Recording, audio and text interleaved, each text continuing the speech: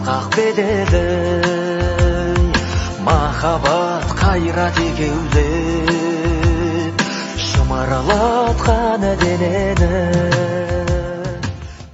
Бүгін Қазақстан Республикасының мемлекеттік рәміздері күні. Конституцияның заңы 2007 жылы 4 маусымда қабылданды. Осы заңға сәйкес 4 маусым Қазақстан Республикасының мемлекеттік рәміздері күні деп аталды. Бүгінгі рәміздер күніне арналған салтанатты жиынымызды ашық деп жариялаймыз. 4 июня 1990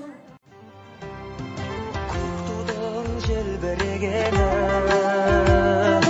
Елдіктің асқақ өлеңі